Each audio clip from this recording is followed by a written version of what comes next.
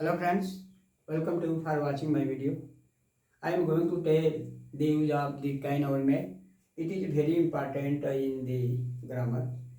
This use of kind or may are spoken our daily life. So I am going to tell in the details. Friends, friends,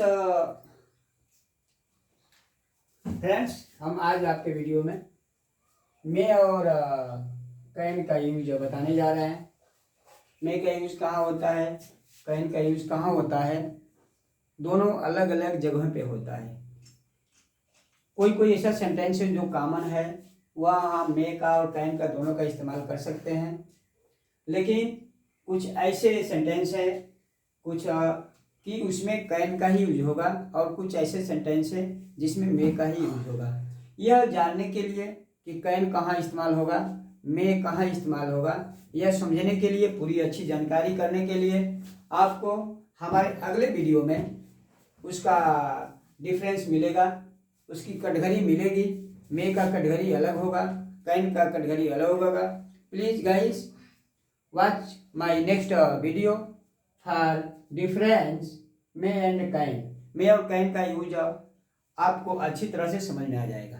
आज के इस video में मैं आपको इसका structure of the sentence बताने जा रहा है कि मे और कैन का यूज का स्ट्रक्चर क्या होगा, पहले क्या लिखेंगे, कैसे सेंटेंस बनेगा।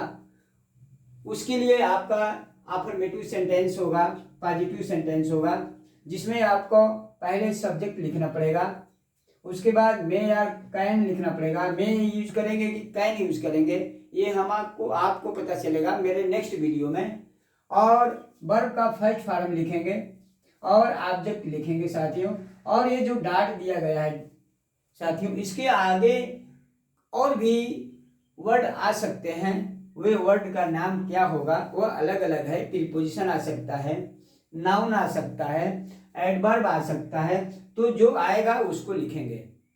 जैसे आपका एग्जाम्पल है, शी में राइट इंग्लिश, वह इंग्लिश लिख सकती है। यह आपका सब्जेक्ट है, यह मे का यूज है, यह फर्स्ट फॉर्म है, यह और इंग्लिश है। वह अंग्रेजी लिख सकती है, इसका यह होगा। वह अंग्रेजी अच्छा से लिख सकती है, वेल वह अंग्रेजी करेक्टली लिख सकती है। करेक्टली तो आपका करेक्टली हो जाएगा। और करेक्टली जो एडवर्ब है, सी में right English in the school, in the school आपका प्रीपोजिशन हो जाएगा और नाउन हो जाएगा। इसलिए साथियों ये जो डॉट लिखा गया है वह फिक्स नहीं है कि यही रहेगा, इसीलिए डॉट डॉट और भी चीज़ें आ सकती हैं। तो आपका अफर्मेटिव सेंटेंस में आप पहले सब्जेक्ट लिखेंगे, फिर मे और कैन लिखेंगे और वर्ब का फर्स्ट फॉर्म लिखेंगे। ऑब्जेक्ट रहेगा तो लिखेंगे और नहीं रहेगा तो नहीं लिखेंगे। लेकिन आपका सब्जेक्ट होना, कैन में का यूज होना और वर्ब का फर्स्ट फॉर्म होना एकदम नेसेसरी है। इसमें से आप कोई भी नहीं लिखेंगे तो मिस्टेक हो जाएगा। आपको ये चाहिए। हिंदी के सेंटेंस में आप देखेंगे कि उसमें सब्जेक्ट है कि नहीं है, उसमें वर्ब है कि नहीं है, अगर आपको फाइंड करना पड़ेगा। अगर नहीं है तो नहीं बन सकता। I can lift this bundle, मैं इस बंडल को उठा सकता हूँ। आपको सब्जेक्ट खोजना है। मैं इस बंडल को उठा सकता हूँ, मैं इस बंडल को उठा सकता हूँ। कौन उठा सकता है? तो मैं। तो जो कार्य को करता है उसको सब्जेक्ट कहते हैं। क्या कर सकता हूँ? उठा सकता हूँ। लिफ्ट, किसको उठा सकता हूँ? तो दिस बंडल। ये आपका सेंटेंस बनेगा अफर्मेटिव सेंटेंस में। फादर में कम टू द स्कूल, पापा स्कूल आ सकते हैं। देखिए साथियों, यह आपका सब्जेक्ट है, ये इसमें में है, कम है, और यह है आपका, ये प्रीपोजिशन है, ये नाउन है। तो फादर में कम टू स्कूल, पापा स्कूल आ सकते हैं। इस तरह से आपका अफर्मेटिव सेंटेंस क्रिएट होता है। फिर आप देख रहे हैं कि निगेटिव सेंटेंस में क्या है, स्ट्रक्चर क्या है।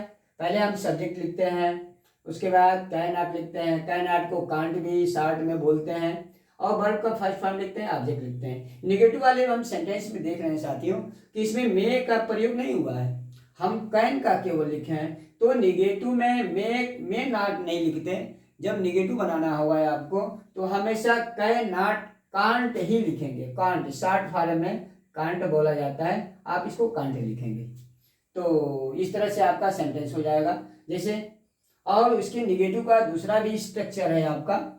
आप अगर कभी सेंटेंस में कभी नहीं आता है, वह कभी नहीं जाता है, वह कभी नहीं पढ़ता है, वह कभी नहीं मेरी बात को सुनता है, वह कभी बाजार नहीं जाता है, वह कभी अनावश्यक पैसा खर्च नहीं करता है, वह नदी में कभी नहीं नहाता है, इस तरह से अगर आप सेंटेंस आ रहा है साथियों, तो आपको नेवर लगाना पड़ेगा। आपको कै नॉट लगाने की जरूरत नहीं है, आपको मे नॉट लगाने की जरूरत नहीं है। नेवर लगाने से आपका नहीं, कभी और नहीं दोनों सेंटेंस हो जाता है। कभी और नहीं ये दोनों आपका सेंटेंस नेवर लगाने से बन जाता है। तो एक से एग्जांपल देख लिए friends. You can't enter the room without permission. बिना परमिशन का आप प्रवेश नहीं कर सकते, आप रूम में नहीं आ सकते।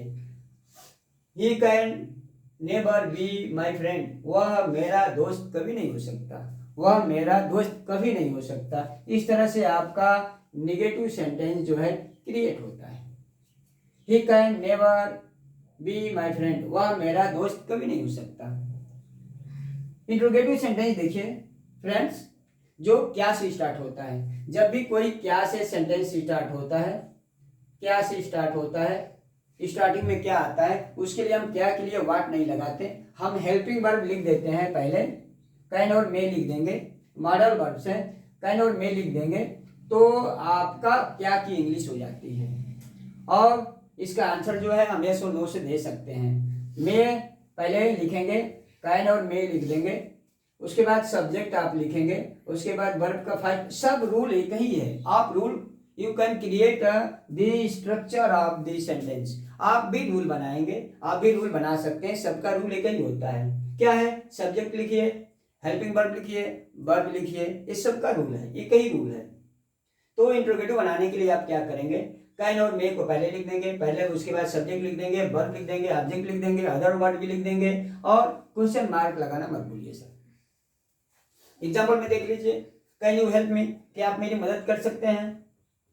मे I watch your video without payment, क्या बिना पेमेंट का मैं आपका वीडियो देख सकता हूं, ये परमिशन है।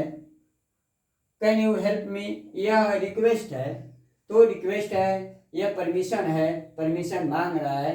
तो इस तरह से हमारा इंट्रोगेटिव सेंटेंस जो है हेल्पिंग वर्ब को पहले लग करके बन जाता है। एक दूसरा सेंटेंस होता है इंट्रोगेटिव सेंटेंस का, WH टाइप क्वेश्चन होता है।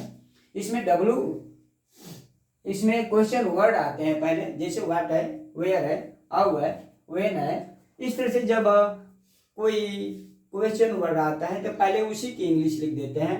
क्वेश्चन वर्ड को पहले लिखते हैं, देन तब मे और नॉट लिखते हैं, तब मे नॉट लिखते हैं, तब उसके बाद सब्जेक्ट। इधर का रूल वैसे ही जैसे पहले बन रहा था वैसे ही बनता जाता है। लास्ट में क्वेश्चन मार्क लगा देंगे। जैसे एग्जांपल आप देख लीजिए, what can you do for me, आप मेरे लिए क्या कर सकते हैं, आप कहाँ जा सकते हैं, आप पैसा क्यों नहीं कमा सकते हैं, आप कब आ सकते हैं। इस तरह से जब सेंटेंस आता है तो पहले क्वेश्चन वर्ड को पहले लिख देते हैं, उसके बाद कैन का और कैन और मे का इस्तेमाल करते हैं, सब्जेक्ट लिखते हैं, वर्ब का फर्स्ट फॉर्म लिखते हैं और ऑब्जेक्ट लिखते हैं। जैसे who can answer my question, मेरे क्वेश्चन का आंसर कौन दे सकता है। तो कभी कभी ऐसा होता है फ्रेंड्स कि आपको क्वेश्चन वर्ड और सब्जेक्ट दोनों एक ही होता है, उसमें आपको क्वेश्चन वर्ड और सब्जेक्ट को अलग अलग